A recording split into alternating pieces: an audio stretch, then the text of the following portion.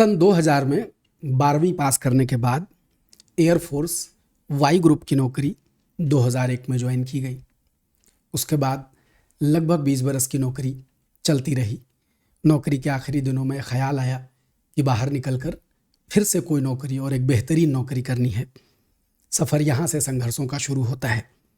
सन 2018 पहला UPPSC pre not qualified, 2019 CSAT की वजह से प्री नॉट क्वालिफाइड, सन 2020 पहला मेंस लिखने का मौका मिला, नॉट क्वालिफाइड, 2021 प्री भी नहीं हुआ, 2022 मेंस लिखा बट नॉट क्वालिफाइड, 2023 मेंस लिखा but not qualified, 2024 mains final. Video rank 47 Shri Prakash Pandey PCS 2024 में सफलता प्राप्त कर हमारे सामने बैठे हैं।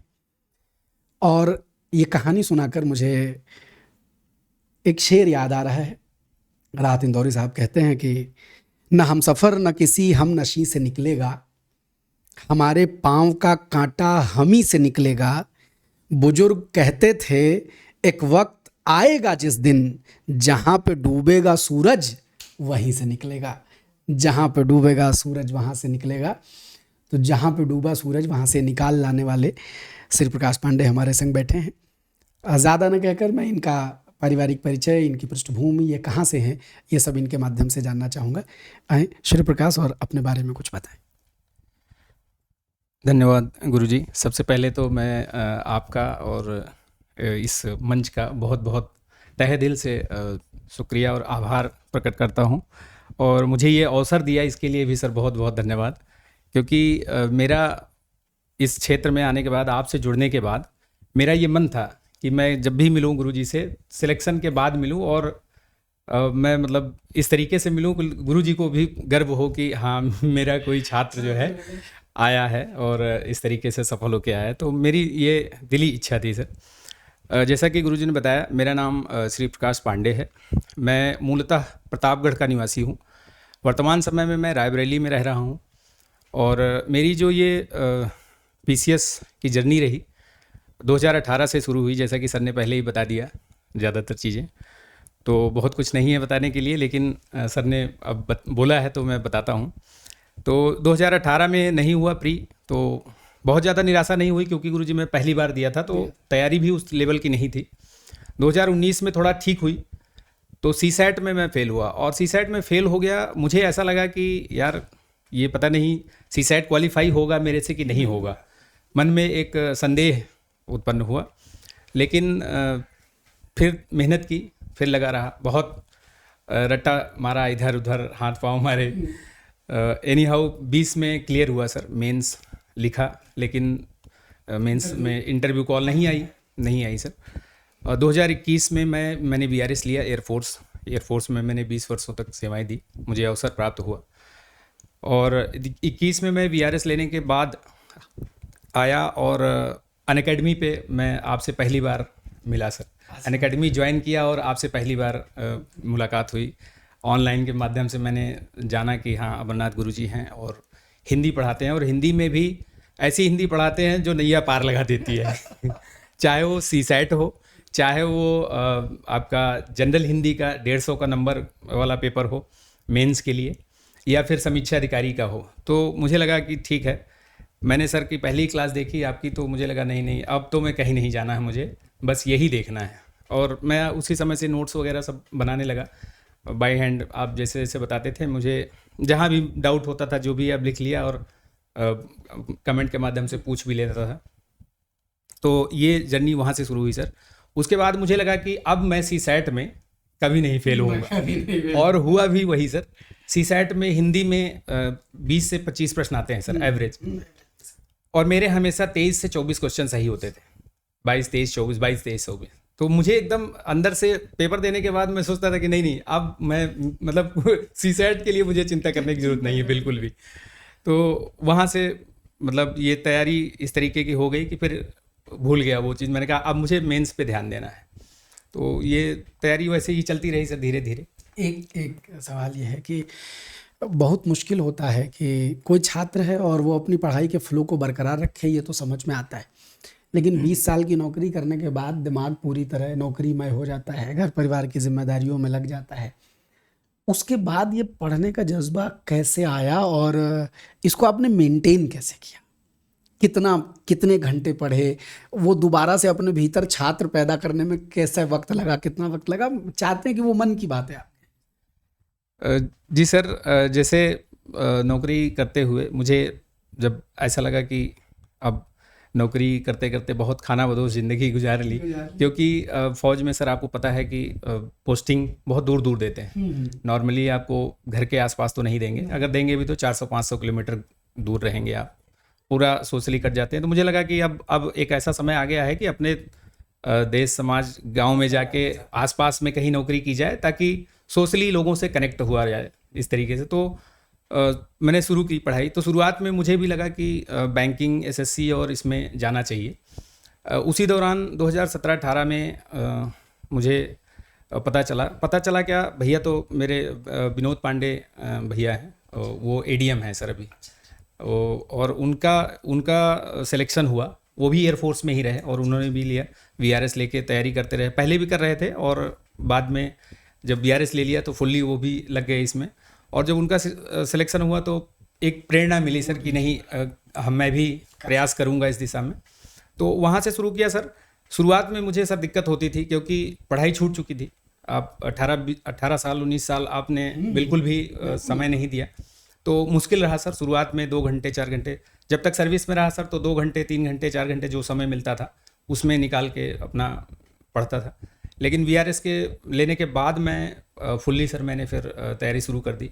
फिर धीरे धीरे पहले 4 घंटे 5 घंटे ऐसे करते करते सर मैं 8-8 10-10 घंटे भी फिर बैठने लगा। तो वो सर फिर आदत बन गई। तो इस तरीके से शुरुआत हो गई थी सर। मतलब स्टूडेंट को जगाया धीरे धीरे आपने और फाइनली स्टूडेंट बन गए। और ये जो इस रील स्क्रॉल करने वाले ये लड़के हैं जो घर से इलाहाबाद और दिल्ली में पढ़े हैं, हाँ तैयारी व्यारी कर रहे हैं, और जो कहते हैं गुरुजी हम बड़ी मेहनत करें, जो मेहनत करते हैं जेन्युइन उनकी बात कर रहा हूँ। और जो खाली तैयारी के नाम पर बड़े समय बिता रहे हैं, उनको जानना चाहिए कि एक आदमी 20 बरस की नौकरी करके घर परिवार चला करके उसके बाद वो चाहे तो इस शिद्दत से वो 10-10 12 घंटे बैठ के पढ़ सकता है। और एक आप हैं जो कहते हैं गुरुजी 2 घंटा बैठ के पढ़ा नहीं जाता, रील चलाई जाती, पढ़ा नहीं जाता। हम ये इंटरव्यू नहीं ले रहे हैं, ये तुम्हारी सबकी चपत लगा रहे हैं हम। तो एक बीच में और सवाल मन में आ रहा है, और चूंकि हमारी आपकी इसके पहले भी बातचीत हुई, उसमें आपने बताया भी कि आरओ भी परीक्षा आपने दी थी, उसके बारे में कुछ। जी सर, आरओ और पीसीएस, जो भी छात्र पीसीएस की तैयारी करता है वो आरओ जरूर देखता है सर, और देता भी है। तो मैंने भी भरा था सर फॉर्म, जैसे ही निकला 2021 में भी समीक्षा अधिकारी का पेपर आया था सर, मैंने दिया था। उस समय मैं आपसे मतलब जुड़ा नहीं था, बहुत जुड़ा भी था तो मुझे लग रहा है कि बहुत कम समय हुए थे सर, बहुत कम समय हुए थे। तो हिंदी मेरी बहुत ख़राब हुई सर। मुझे लगता है कि हिंदी में मेरे 42 या 43 क्वेश्चन ही सही हुए 60 क्वेश्चन में। तो मुझे बड़ा अफसोस हुआ, और उस साल मेरा समीक्षा अधिकारी में नहीं हुआ। जीएस का ठीक हुआ था लेकिन नहीं हुआ सर फाइनल सिलेक्शन। लेकिन 2023 में जो आया ये समीक्षा अधिकारी का, तो इस समय तक तैयारी बेहतर हो चुकी थी, आपसे जुड़ चुका था, और हिंदी इतनी मजबूत हो गई कि फिर प्री हो मेंस हो कहीं भी मैं रुका नहीं। और हिंदी के मुझे लगता है कि हिंदी का समीक्षा अधिकारी में सर बहुत बड़ा रोल है। प्री में भी 60 नंबर और यहाँ भी 60 नंबर। तो सिर्फ हिंदी के दम पर ही मान के चलिए सर कि एक तरीके से सिलेक्शन लिया जा सकता है इसमें, और वही हुआ भी। मैंने 2023 में दिया, प्री क्वालिफाई हुआ सर, मेंस दिया। और मेंस में जीएस में भी अच्छा प्रश्न, जीएस का अच्छा हुआ था सर, 85 प्लस क्वेश्चन थे, प्लस हिंदी में 30 में 30 थे सर, सही थे एकदम। तो मुझे लग रहा था कि नहीं इसमें तो हो ही जाएगा। मीनवाइल सर ये अपना पीसीएस 2024 का फाइनल रिजल्ट आ गया, तो मैंने सर अभ्यर्थन वापस ले लिया उसमें। ये मैंने इसीलिए पूछा था, इन्होंने बताया। और ये जो बड़ा काम इन्होंने किया, कई बार ऐसा होता है कि वीडियो मिला है और कई लोग चाहते हैं कि अच्छा वीडियो मिला है तो हम आरओ ले ही लेते हैं, या लेकिन ये काम उन्होंने किया कि अगर एक डिज़र्विंग कैंडिडेट को एक सीट मिल जाए तो ये भाव आपके भीतर हो। और मज़े की बात ये है, इन्होंने बड़े मज़े में बताया कि 2025 का मेंस दे रहे थे और रिज़ल्ट आ गया था, तो फिर उसके बाद कहा पेपरों छोड़ो। पेपर छोड़ दिया। ये बढ़िया है। और बस आप खूब सफलता प्राप्त करें और जिस क्षेत्र में जाएं वहाँ मतलब समाज के लिए कुछ बेहतर करें, और वो करेंगे, क्योंकि आपने जो आर्मी में रह करके जो अनुशासन पाया है वो समाज में देखना चाहिए, तो वो आनंद की बात होगी। अब थोड़ी सी यात्रा हम आपके पारिवारिक जीवन की ओर ले जाना चाहते हैं, और वो इसलिए कि 20 बरस की नौकरी करके और बच्चे भी बड़े ही हो गए होंगे, जी। तो बच्चों के बारे में, और एक और कि इस दरमियान आपको सबसे ज़्यादा सपोर्ट किसका रहा, तो एक बार अपनी पारिवारिक पृष्ठभूमि जरूर। जी सर, ये किसी भी छात्र के जीवन में या किसी भी व्यक्ति के जीवन में जो कहते हैं कि एक सफल व्यक्ति के पीछे एक महिला का, एक स्त्री का हाथ होता है, तो मेरे जीवन में भी रहा है सर। मेरी शादी, मेरा जो विवाह हुआ वो वर्ष 2005 में हुआ सर, और संध्या मेरी श्रीमती जी का नाम है, संध्या पांडे, तो उनसे मेरा विवाह हुआ और मेरे 2 बच्चे हैं सर। एक मेरी बड़ी बेटी है प्रेरणा पांडे, जो कि BHU से इस समय BA ऑनर्स कर रही है सर, सेकेंड सेमेस्टर में है वो भी। और छोटा लड़का है सर श्रेयस, वैसे उसका स्कूल का नाम संक्षिप्त पांडे है सर, तो वो अभी हाई स्कूल का बोर्ड उसने दिया है, तो वो भी पढ़ाई कर रहा है। मेरी वाइफ का सपोर्ट बहुत रहा है सर, क्योंकि एक इस ऐसे समय में जब बच्चे बड़े हो रहे हों और आप एक पकी पकाई नौकरी छोड़ करके और दूसरे के लिए, और पता भी नहीं है, मतलब अनिश्चितता इतनी है सर कि वाइफ या जो भी आपके जीवन साथी हैं वो सपोर्ट उनका बहुत ज़रूरी है सर। आपको डिसीज़न लेने में अगर उनका सपोर्ट नहीं है तो आप फिर बेहतर नहीं कर सकते हैं। लेकिन सर मेरी वाइफ का मुझे लगता है सर, मुझे अनुभव है और मुझे पता है कि उसने बहुत तपस्या की है सर, मेरे से ज़्यादा उसने तपस्या की है सर, क्योंकि मैं तो सिर्फ पढ़ाई कर रहा था। मेरा उद्देश्य तो एक था कि मुझे PCS क्लियर करना है, लेकिन वाइफ का ये था कि सर बच्चों को भी देखना है, परिवार को भी देखना है, घर में भी देखना है, ससुराल के पक्ष में, मायके के पक्ष में, तो वो सभी जिम्मेदारियों को निभाते हुए मुझे लगता है कि सर मेरे से ज़्यादा तपस्या उन्होंने की है और बहुत सपोर्ट रहा है। बाकी सर परिवारजनों में भैया लोग हैं हमारे, जितने भी बड़े भाई लोग हैं उनका सपोर्ट रहा, मित्रों का सपोर्ट रहा सर, हमारे मेरे साथ के मित्र रहे गए, चंद्रभान सोलंकी और रणविजय सर हमारे मेरे से जस्ट सीनियर, और राकेश पांडे अनअकैडमी से जुड़े रहे सर, और रणविजय सर भी अनअकैडमी से जुड़े रहे, तो वो सब आपको जानते हैं, भली भांति परिचित हैं सर आपसे, तो इनका भी सपोर्ट रहा। और एक हमारे मित्र हैं सर गोंडा के हरिओम शुक्ला, वो भी आपको बहुत अच्छी तरीके से जानते हैं सर, और उनका भी बहुत सपोर्ट रहा। इंटरव्यू में सर उन्होंने मुझे बहुत सपोर्ट किया, मॉक इंटरव्यू लिया सर उन्होंने, 45 मिनट मेरा मॉक इंटरव्यू लिया और मेरी सर कमर टेढ़ी कर दी। हाँ भगवान ऐसे मतलब सबको दे। अब 45 मिनट सर आप मतलब मुझे ऐसे बिठा के रखा, और लिटरली सर मतलब जेन्युइनली बता रहा हूँ कि 50% क्वेश्चन मतलब जितना भी पूछा वो अराउंड उसी के रहे सर जो मॉक इंटरव्यू लिया उसने, तो बहुत काफ़ी लोगों का सर सपोर्ट रहा है इस जर्नी में। तो ये जो जब जीवन में आप अपने सफलता के मकाम पर खड़े हो और ज़िंदगी में सबके लिए है, तो हर उस आदमी को याद करिए जिसने आपकी इस यात्रा में रंच मात्र भी सहयोग दिया है। ये बहुत ज़रूरी होता है। मैं बार बार कहता हूँ, अपने सभी सफल छात्रों से कहता हूँ कि दुख परीक्षा नहीं है, असली परीक्षा सुख में होती है, क्योंकि दुख तो आपका कट जाता है और ओके किसी तरह, लेकिन जब सुख आता है उसको आपने कितने अच्छे से हैंडल किया, उसको आपने कितने अच्छे से बैलेंस किया, तभी आप सच्चे मनुष्य माने जाएंगे। दुख तो हर कोई काट लेता है, तो आप अपने इन सुख के क्षणों में कृतज्ञता जरूर रखिए। जिस आदमी ने आपको ज़िंदगी में कतरा दिया हो, उस कतरा को 2-4 कतरे तो वापस करने की क्षमता और हिम्मत बनाई ही रखनी चाहिए। अब हम चूँकि ये मेरे लिए बड़ा इंस्पायरिंग है। वय में हमसे बड़े हैं, हमारे छात्र हैं, उम्र में बड़े हैं बताए लेकिन हमको अध्यापक का पद भोलेनाथ ने तय कर रखा था, वो दे दिया, और हम जहाँ हैं, जिस रूप में हमको भगवान ने उंगली पकड़ाई है, उस रूप में हम कठपुतली की तरह काम कर रहे हैं और ये करते रहेंगे। और मुझे बड़ी खुशी होती है कि जब इस उम्र में आकर के आपके भीतर ये जज्बा होता है और आप कोई इतनी अचीवमेंट लेते हैं जो समाज को कुछ बेहतर दे सके, तो सच में ये खुशी की बात है। मुझे लगता है बिटिया भी इंटरव्यू देखेगी, बच्चा भी देखेगा, उसे भी लगेगा पापा ने इतना बड़ा मकाम लिया है तो हम तो उससे आगे जाएंगे, होना ही चाहिए।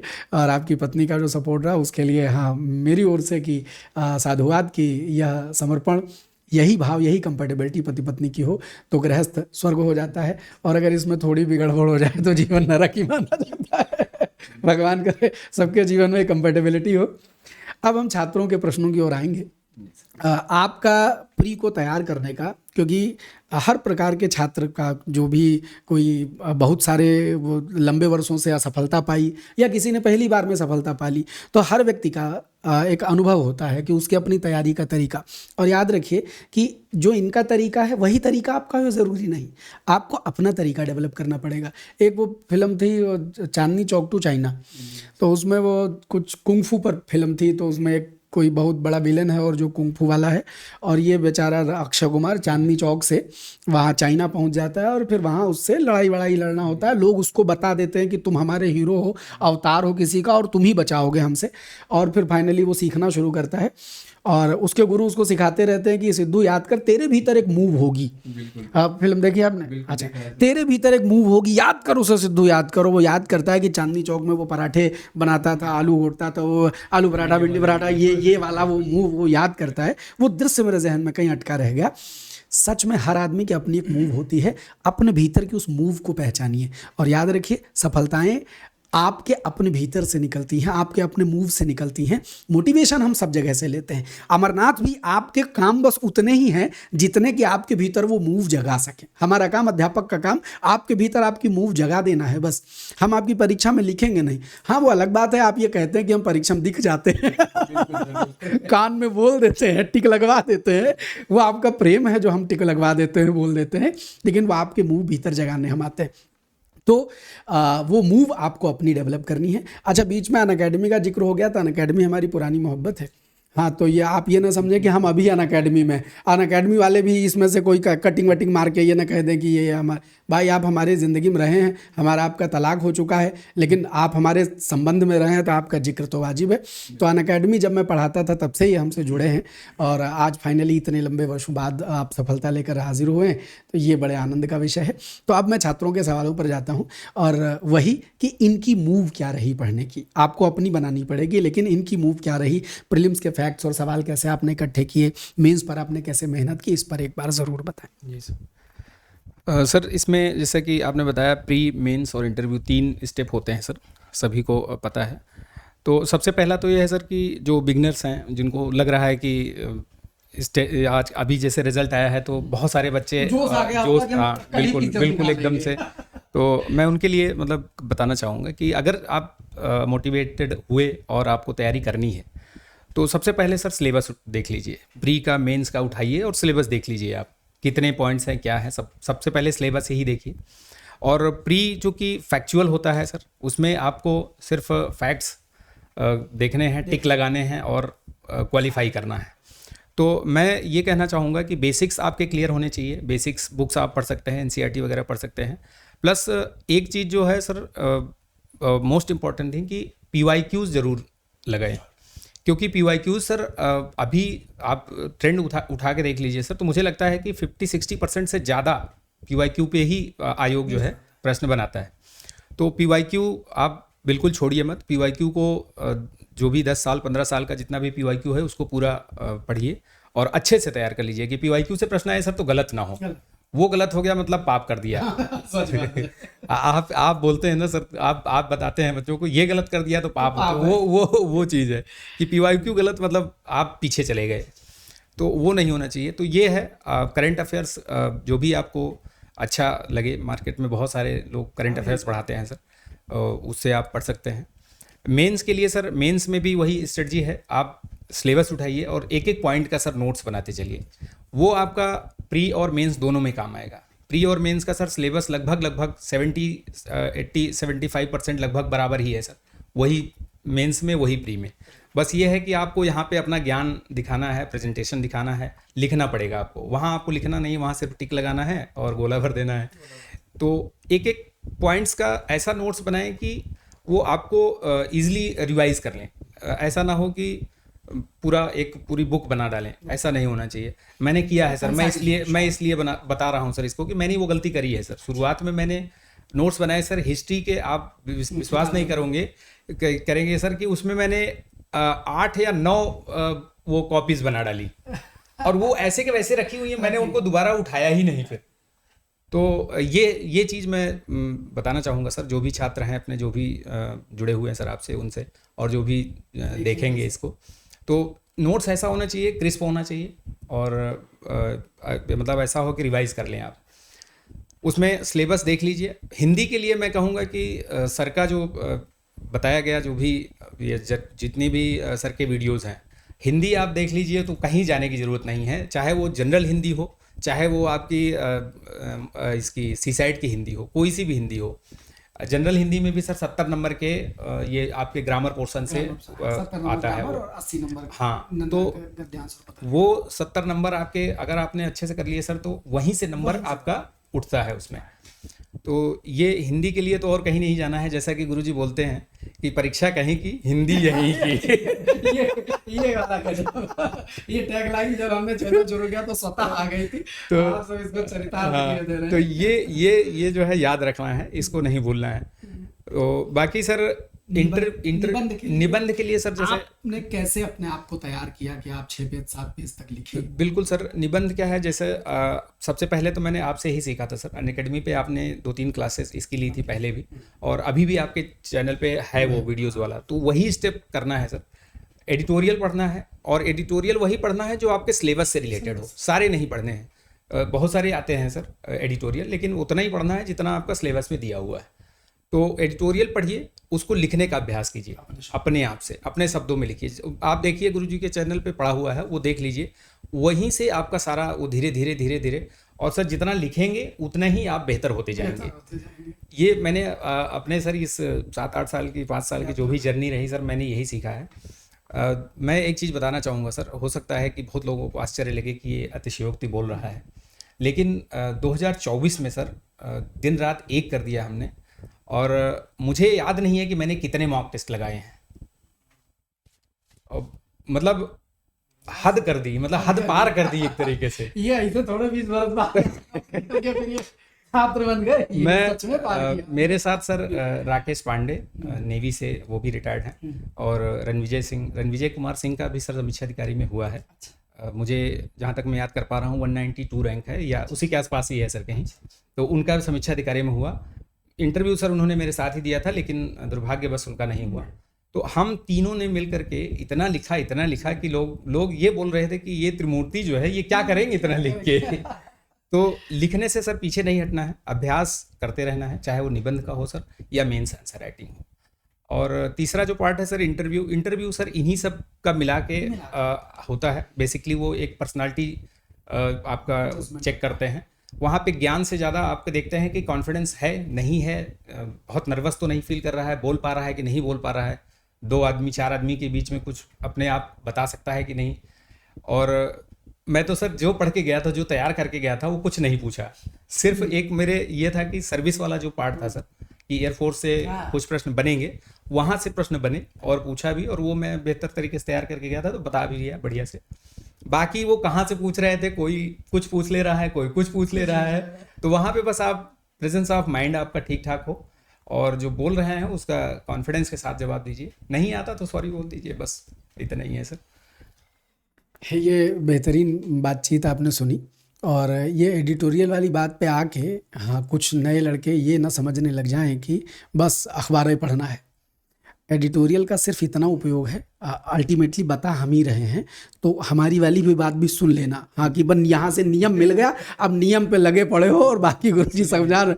तो एडिटोरियल बस इतना काम के लिए आता है कि आपकी रोज़मर्रा लिखने की आदत पैदा हो जाए। ये है, एडिटोरियल से निबंध फंस जाए ज़रूरी नहीं, फंस भी सकता है, विचार भी बन सकते हैं उससे, लेकिन उससे बस आपको ये होगा लिखने की आदत। अगर डिस्क्रिप्टिव मेंस देने जा रहे हो, कोई डिस्क्रिप्टिव एग्जाम देने जा रहे हो, तो लिखने की आदत, ये पहली चीज़ है। हमारे जितने लेक्चर होते हैं उसमें हम कहते हैं कि दिमाग और कलम का संबंध स्थापित हो जाए। जब तक ख्याल आपकी कलम से उतरने ना लगेगा, आप लिख नहीं पाएंगे। तो ये करना पड़ेगा, ये खुद करना पड़ेगा। कैसे करना पड़ेगा? आप हमसे जो तरीका पूछे, हम तरीका बता देंगे, और उसके बाद वो कर के आइए, बताइए। खाली सुन के नहीं आना, बहुत बढ़िया ज्ञान मिला आज, ये इंटरव्यू देखा, एकदम मोटिवेट है, भीतर गुब्बारा फूल रहा है, कल ही पीसेस निकाल देंगे, नहीं निकलेगा।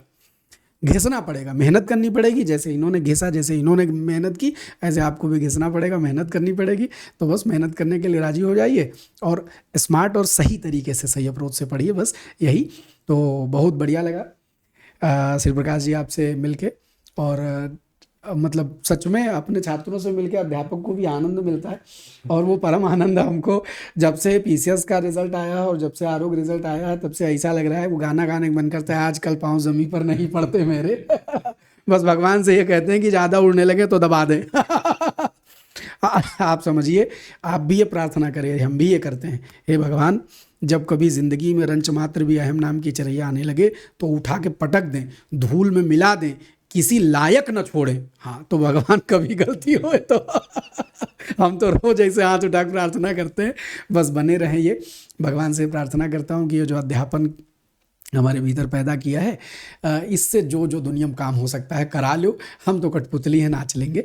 और आपने सभी सफल छात्रों से कहता हूं, और जो असफल हुए हैं उनसे विशेष रूप से कहता हूं कि ज़िंदगी में आपने ये 18 से गिनती शुरू करी और आज 24, 25, 26 की गिनती में आप जब सफलता पाते हैं तो आप समझिए कि दिन आता ज़रूर है, बस आपको लगे रहना पड़ेगा शिद्दत से। और ऐसा नहीं है कि ज़िंदगी ख़त्म कर देनी है। एक बात और कहता हूँ नए लोगों के, इन्होंने तो सेकंड हाफ लिया, लेकिन अगर आप फर्स्ट हाफ में हैं, सेकंड हाफ मतलब नौकरी एक पूरी कर लिए, हाँ, फिर लेकिन आपको नहीं मिली है, तो अगर 2-4 साल बीत गए हैं तो एक बी प्लान ज़रूर सोचना शुरू कर दीजिएगा, ये बहुत ज़रूरी है। ये इंटरव्यू कतई इसलिए नहीं हो रहे हैं कि मास्टर साहब अपना बता रहे हैं कि देखो फलाने सेलेक्ट हो गया, हमारा कोर्स हम अभी लॉन्च नहीं करेंगे, जून से पहले कोई कोर्स लाएंगे भी नहीं, सोचना भी नहीं कि तुरंत तुम फ़ोन करो हम कोर्स तुमको बेचने लगे, दुकान नहीं खोले। हम आपको ये बताना चाहते हैं कि सीखिए, और इन कहानियों को, इन सितारों को सुनिए, और इन सितारों को सुनकर, इन कहानियों को जानकर अपने भीतर मोटिवेशन लाइए। इसीलिए ये इंटरव्यू श्रृंखला चल रही है। तो बहुत बहुत धन्यवाद श्री प्रकाश जी आज के लिए, और हमारे इन सब नए छात्रों को मोटिवेट करने के लिए भी। और सबसे गजब ये है कि अपना किस्सा जो आपने बताया, ये ज़बरदस्त मोटिवेशन है, और ये आप तक पहुँचे। तो करते हैं आज के इस एपिसोड को यहीं ख़त्म, मुलाकात करते हैं अगले एपिसोड में, तब तक के लिए जय।